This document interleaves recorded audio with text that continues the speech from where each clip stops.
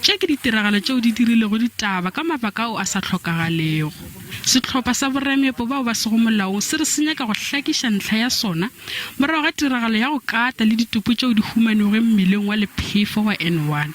Ba dumela gore tiragalo ye e fa kgwebo ya bona leina le lebe. Seo ba senyakago ke go fepa malapa a bona.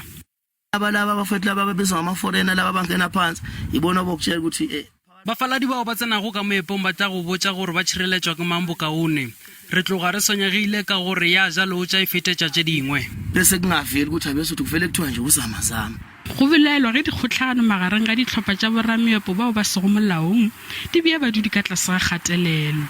People in Riverlea more and more are complaining that they cannot sleep at night because of the chatter and because they can hear zamas digging and chopping all night. Sephodisa sa Gauteng se bolela gore kgolo ya dintwa tše e bontšha tšwelopele ya borameepo bao ba sego molaong.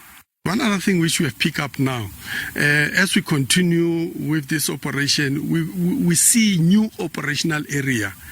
Maphodisa a hloma masolo a mangwe a go fediša bosenyi bjo.